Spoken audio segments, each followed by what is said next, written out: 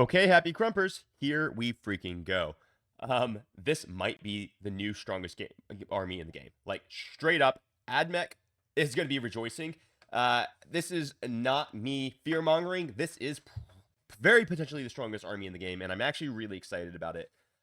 If you want to know all the details of AdMech, I'm going to run through all this right now, but if you want all the list building and stuff, I'm going to be back later today with a video going over some list building. But if you want up-to-date, minute-to-minute action on as we are developing what is probably the strongest army in the game now, then you need to be in the members-only Discord for the Happy Crump and Wargaming. You can join as a YouTube member or as a coffee member. The links are in the description down below. We look forward to seeing you there. Anyway, let's break this bad boy down. This is the Haloscreed Battle Clade. Stupid name. Amazing freaking rules. So the detachments the detachments rule is Noospheric Transference. In your command phase, select one or more units from your army, including the units that are embarked within transports. Oh my gosh, what a clarification. The maximum number of units you can select depends on the battle size as follows. It's going to be 2 for Strike Force, because that's what we always play. Until the start of your next command phase, those units gain the Halo Override keyword. Then, select one of the override abilities from below. Until the start of your next command phase, units with that ability, you can either choose add 2 to the move characteristics of them, add 1 to the toughness characteristic of them, give them advance in charge, or just give them stealth. So basically, every single turn, you're going to get to choose 2 units that either get +2 to move, +1 to toughness, advance in charge, or stealth. Now, there's something really important in this, because there is something that most people are not seeing, and I don't know if some of the other channels that are going to review this are going to see it right off the bat, so I'm going to tell it to you right now. In your command phase, select one or more units from your army. There is no keyword locked there. What does that mean? That means any allies you have can get this ability. Ladies and gentlemen, Grots and Gits, check this out. Predation Protocols, this unit is eligible to declare a charge in a turn in which it advanced. Get ready for Admech to take a Lancer as an ally who gets advance in charge. This is going to be a strong as hell detachment. Wow. Gotta be honest, I'm glad this wasn't around when I was playing at WCW, because these... Okay, so let's break it down. I don't necessarily know if this is busted, but this is very, very strong. So let's go through some of these enhancements, because these enhancements are good, but the stratagems are just bonkers in the context of AdMech, and I'm going to walk you through a bunch of them. But like I said, later today, we'll be back with another video going through some sample list that you can try out on your own. All right, so the Transauracular Dyed Wafers. Okay, Dyad Wafers. Any Cybernetica Data Smith model. This is the guy who gets to attach to robots, to the Castellan robots. Until the end of the battle, models in that unit have the Doctrina's ability and gain Halo Override keyword. Now, why is this a big deal? This is a massive deal because, typically speaking, your Castellan robots do not get the Doctrina ability, which means they don't get to benefit from Protector Imperative, which is what gives them +1 ballistic skill and heavy, and they don't get the -1 to be hit in melee. And they also can't choose the Conqueror's Imperative, which is what gets you Assault, an additional weapon skill, and extra AP. So now they just get those rules. So now Castellan robots are already a lot better because they get those rules. But in addition to that, they get the Halo Override. And not only do they get the Halo Override keyword, guys, they are automatically Halo Overrided. So now you could, and when you still get to choose 2 different units, and the robots also get the ability. This is a guaranteed you want to take this enhancement, I think. It's possible you don't want robots because they are still very expensive, but this this makes the robots legit playable, which is pretty darn cool. All right, now the Cognitive Reinforcement for 35 points. And I do want to note that these 2 enhancements are actually very expensive, and they're also very good. So it's kind of looks actually fairly appropriately costed. So Adeptus Mechanicus model, any model can do it, excluding Cybernetica Datasmith. So you can't have like the thing that's going to lead the robots have this. The Conqueror and the Imperative protocols are both always active. That's pretty cool. It means that you're always going to have both options, and it works quite well. This is going to be something that's going to be like looking good on Breachers, for example. All right. Then we have the Sanctified Ordnance. This goes on any Adeptus Mechanicus model. Add 6 inches to the range characteristic of ranged weapons equipped by models in the bearer's unit. This is awesome. You're going to love this on a character who's leading the Breachers, getting them back to that really ever so important 36-inch range, because Having a rapid fire of 18 versus a rapid fire of 15 is a huge, enormous deal. And this is a very strong enhancement for only 10 points, especially when you consider what they do for breachers. Then we've got the in-loaded lethality for 15 points. This only goes on a Tech Priest Dominus or a Tech Priest Manipulus. You get to add 3 to their attacks characteristics and add 1 to the damage of the characteristics. Now, this is not going to be earth-shattering. It's just kind of like a nice thing that can really give a little bit of an extra slap to someone. So and you're probably going to, it's worth taking. I mean, it's not that expensive. All right, now let's get into the real meat of this detachment. These stratagems are bonkers. There's not every single one is bonkers, but they're all very, very good, and they're gonna make AdMech so powerful. I'm pretty excited for the AdMech players.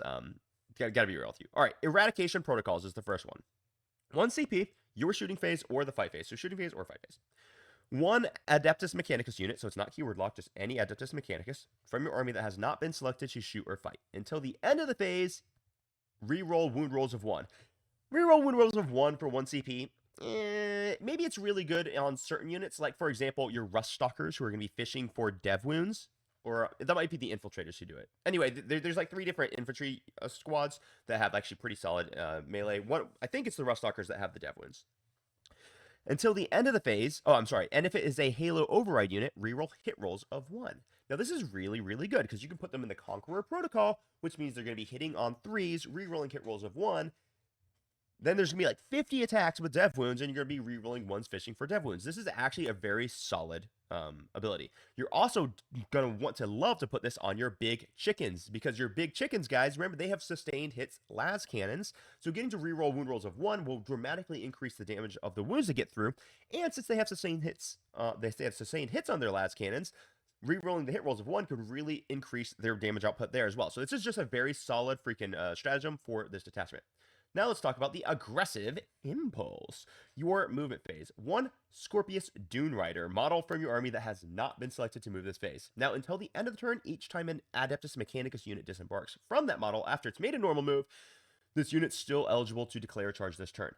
This is exceptionally strong, because now what you can do is, if effectively the Dune Rider becomes a Land Raider, you get to move it on up and then disembark and then charge.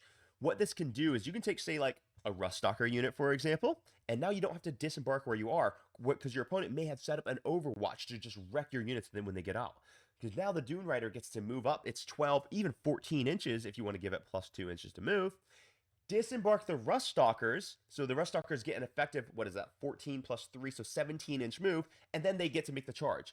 And you can disembark them later on in a place where they can't be overwatched. So, oh my gosh, this is a very, very powerful stratagem. It's not going to be used every single turn, but this really enables the melee aspect of your Adeptus Mechanicus, which is super, super sick. All right, now let's look at the next few. We've got Targeting Override. Okay, this is bonkers, and there's only 1 unit it's going on, and it's going on them every single turn. Your shooting phase or the fight phase. 1 Adeptus Mechanicus unit from your army that has not been selected to shoot or fight. Until the end of the phase, each time a model in your unit makes an attack, unmodified hit rolls of 5 ups score critical hits. You're putting this on the chickens every single turn. Because these guys have sustained hits las cannons. And when you can stack this with also giving them reroll hit rolls of 1, oh my gosh. These things will become so powerful. It's actually kind of crazy how good these bad boys are just going to end up being. It's psycho. Like, the amount of damage your Iron Stride Battlestar are going to start putting out is just crazy. So in a unit of 3 of them, they're going to have 6 shots with a las cannon, rerolling hit rolls of 1, sustained hits on 5s, rerolling wound rolls of 1. This is bad ass. Not to mention, they get to refund you CP on a 5-up, so it's just like kind of cute. And they have innate fallback and shoot, or advance and shoot. This is just silly. It's so good. It's so good. I'm freaking excited for AdMech players, but I'm kind of worried about my own mental and physical safety right now. All right, so then we have the Guided Retreat. Your movement phase just after an Adeptus Mechanicus unit from your army makes a fallback move. You can give them fallback, shoot, and charge. Always good in every single detachment. It'll never not be good. You like that. All right. Then we have the Neural Overload. Neural Overload, this is a very interestingly worded strat, so just bear with me. I'm going to explain it to you so you leave here with the correct understanding of it. Your movement phase, 1 Adeptus Mechanicus unit from your army. If your unit is a Halo Override unit, it will suffer D3 mortal wounds. So if you've been selected for the special ability to either give it +2 to move, +1 toughness, stealth, or advance and charge, you're going to suffer D3 mortal wounds for using the strat on them. But then you get to select 1 override ability, and until the start of your next command phase, that ability is active for this unit. Meaning, you can give this unit a Halo override ability even if it didn't already have one. Now, there's a really important designer's note here that's going to make this much better. That means that if the targeted unit already has the Halo override keyword, it can be affected by multiple override abilities at the same time. But it will suffer mortal wounds to do so.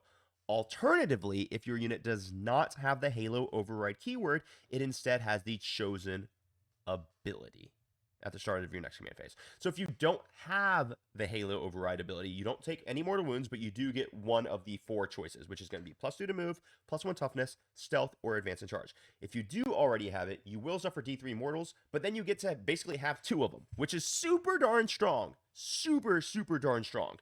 Oh my gosh, is that strong? Now suddenly you can be like, well, now I'm stealth and I'm +1 toughness. Or now I move +2 and I get advance and charge. It is bonkers how strong that is. Now, this is important to note that this does say 1 Adeptus Mechanicus unit. So you will not be able to use this strat to be able to give your Lancer the double up abilities, because it's pretty much always going to be a Lancer, right? So you're not going to be able to give like your ally a double Halo override abilities. They're going to have to get it just from the detachment rule. And that's just important to recognize. And then lastly, we have the Analytical Divination. When your opponent's movement phase just after an enemy unit ends a normal, advance, or fall back move. Right, so your opponent's movement phase just after they end within 9 inches of you, and you get a 6-inch, then you get to make a normal move up to D6. But if you're Halo overrided, you get to move flat 6. Reactive moves rock. Everyone's always going to like having reactive moves. It's good. It's super strong. Guys, this detachment is bonkers, and it's going to allow for insane combos all over the place. Like, just insanity coming out. This is really freaking exciting, and I cannot wait to see some of the stuff that we're going to be cooking up in the member side of the Discord. I'll be back later today with a video, perhaps with Shetel, who's my admin, who is a AdMech specialist. He just took him to the WCW. He's a complete legend with them. And maybe we'll break down a couple different army lists for you so that you can start messing around with them at home. If you're not an AdMech player, you need to learn this stuff. So make sure to tune in for that video as well, because you're gonna be seeing AdMech after this has dropped.